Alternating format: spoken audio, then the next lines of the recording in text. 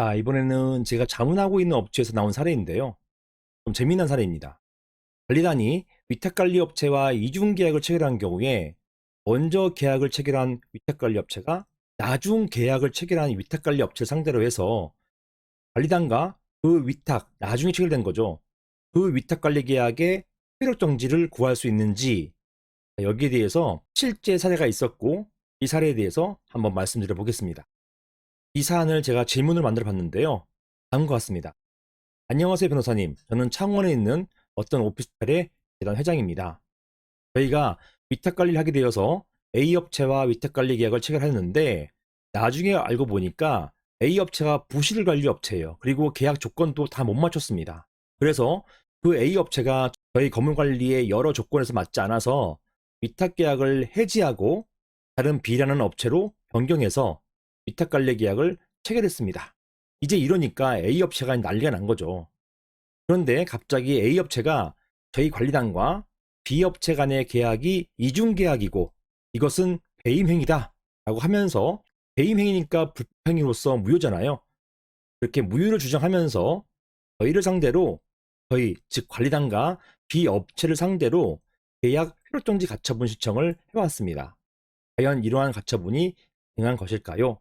이게 바로 실제 있었던 사안입니다. 자, 보시는 것처럼 부동산 계약과 달리 채권 계약은 이중 계약으로 인해서 업무상 배임 등의 형사처벌이 쉽지 않습니다. 부동산 같은 경우는 어때요? 만약에 매도인과 매수인 간의 매매 계약이 체결되고 매수인이 매도인에게 중도금의 일부라도 지급했다면 이제 더 이상 매도인이 다른 사람에게 그 부동산을 넘길 수가 없어요. 만약에 넘기면 배임죄가 됩니다.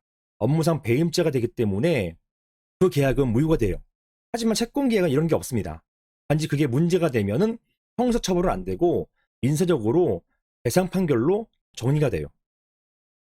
그래서 보시는 것처럼 채권 계약은 이중 계약으로 인해서 업무상 배임 등의 형사처벌이 쉽지가 않습니다. 자, 그리고 한편 보시는 것처럼 관리단과 비위탁관리 업체, 나중에 계약 체결한 업체죠. 이런 B 업체 간의 계약이 무효라 하더라도 이로 인해서 A 업체가 발생하는 손해는 금전적인 손해에 불과하고요.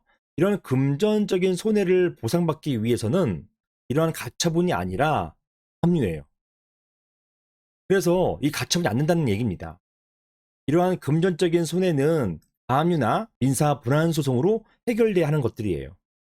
물론 판례는 추후 금전배상으로 회복하기 어려운 현저한 손해나 급박한 위험이 있을 경우에는 예외적으로 가처분도 인정을 해주고 있습니다.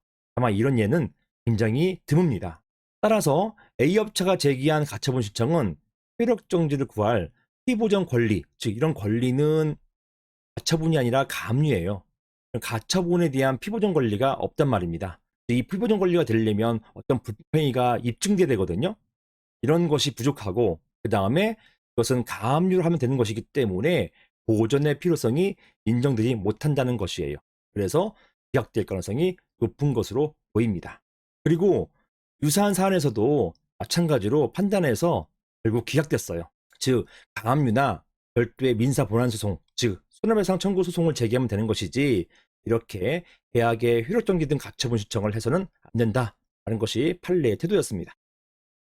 이상입니다.